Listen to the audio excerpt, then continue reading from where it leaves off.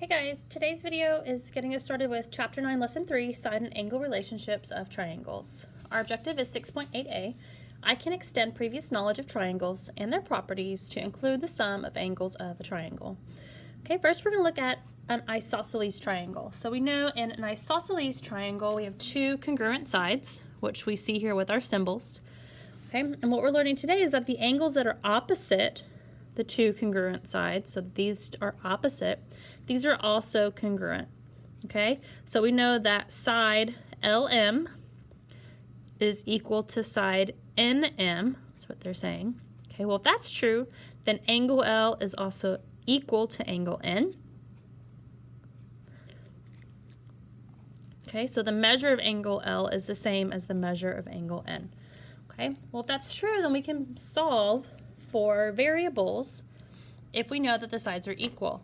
Okay, so I know that these two sides are equivalent in my isosceles triangle. What does that look like as an equation? Well, 4x is equal to 32 centimeters. Okay, these sides are equal to each other. Can I solve for x? Well, we're going to do the same thing that we've been doing. We're going to do the opposite of multiplication, which is division. Okay, because that gets rid of my 4. X is equal to 8. Okay, so that means that if I were to solve 4 times x, which is equal to 8, that does equal my 32 centimeters, which shows me that it's equivalent to this side. Okay, what about angles? Well, I know these two sides are congruent. That means the angles opposite are also congruent. Okay, so I know that 12x is going to be equal to my 72 degrees. Okay, well, if I wanted to solve for x, we're going to do the opposite, which is divide by 12. Okay, x is equal to 12 to 24, 36,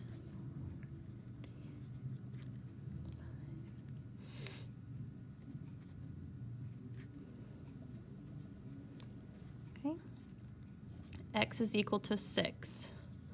If I wanted to actually double check that, 12 times 6, because of my 12x, we do get 72.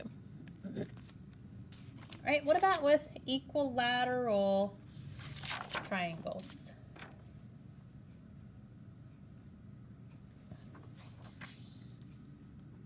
Okay, so you just flipped over your handout. Okay, mine's on the other side. In an equilateral triangle, all three angles are congruent and each measures 60. Okay, so we know all three sides are congruent, so that means all all three angles are also congruent. Well, if you're dividing 180, the total sum of our triangle, by 3, 180 divided by 3 does give you 60. So that's how we know each angle has to be 60. Okay, so in my first example, I've given you an equilateral triangle with 3 congruent sides. And all they told me was that this angle measures 4x, 4 times x. Well, I know in an equilateral triangle, each angle is 60. Okay, so if we're going to solve for our x, I know that these angles are congruent. Now, what we've been doing, solving for x, divide by 4.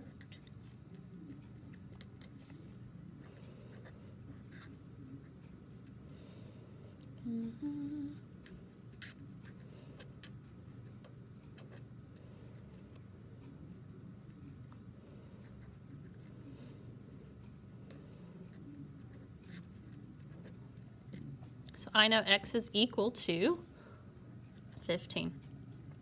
So if I were to actually solve for that, x times 15, just to double check our work, that does give us 60, so I know that that is correct.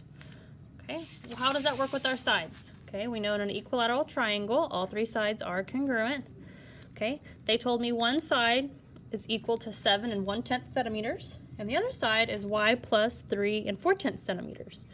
Well, same thing we've been doing, we're going to show that those are equal to each other. Okay, this side is equal to this side. Okay, how can I solve for y? Well, we want to get y by itself, so we're going to undo this operation by subtracting the 3 4/10. This becomes 0. My y is equal to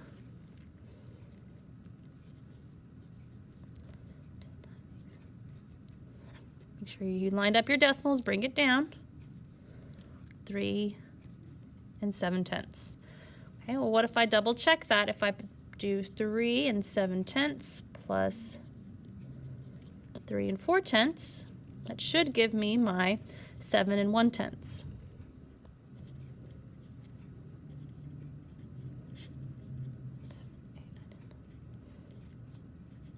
Okay, and it works. All right, guys, we'll be doing some more practice problems in class tomorrow. Make sure you bring your template with you. Have a great night.